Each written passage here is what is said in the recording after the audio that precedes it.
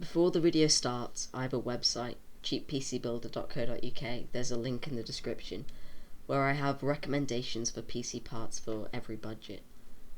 I update it every month, and the links to the products on the page help the channel out, as they are affiliate links, and it helps even if you just click on the links and don't buy the product, but also buying it helps.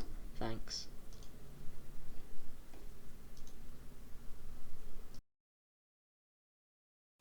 At first, my video plan was to see how virtual reality would perform with an Intel Xeon, so I wanted the best scenario for the Xeon by using my 1660 Super. Except, it did not physically fit into the case, which I probably should have thought of. So I decided to replace the 1660 Super in my PC with a GTX 1050 Ti to see how well it could play some virtual reality games, as it is the minimum requirements on the Oculus Store. The processor I'm using is an i7-7700 with 16GB of DDR4 RAM at 2400 MHz. My power supply is a VS650, and I'm using a motherboard that's alright, costs like £30. It's not great, but it works. And I'm recording in 720p at 30 frames per second.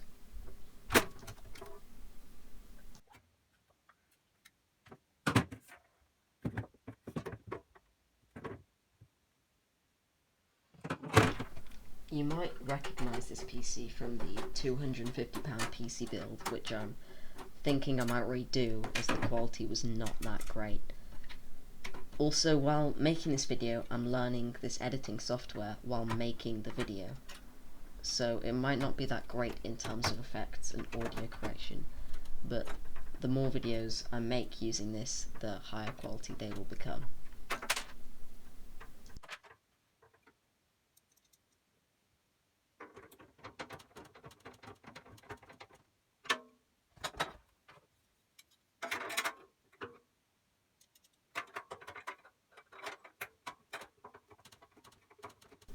The first game that I tested was Pavlov VR, and in this map I was getting high FPS on ultra settings. I was in a game by myself, so if you were to play with 9 other people on a Pavlov game, I would recommend you to turn down the settings to roughly medium. When playing this, I know I was playing alone and I did not move around, but the reason for that was because all the other servers were either custom, so I'd have to download a custom map, or they were private, or they were full. So next I played the zombie part in Pavlov, and the FPS had dipped a lot in this mode because there were other moving objects than me, and this was on ultra settings. So if I was playing this on a 1050 Ti and I wanted the best experience, I would most definitely turn down the settings to medium to make it more enjoyable.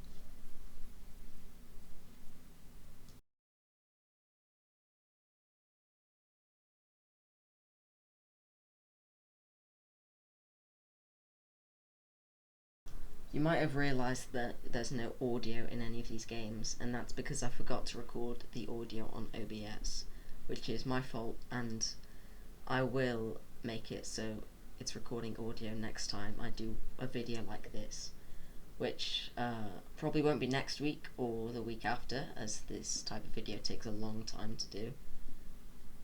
But next I was playing Beat Saber, where the FPS was constantly at 80 and did not drop, and you might see that the graphics card never hit 100% usage, which shows that Beat Saber isn't that graphically demanding at all. But if you were to play this at a more competitive level, and know, like, much harder on expert, then I'd recommend a better graphics card. I know, a 1660 Super, or just 1660, something like that.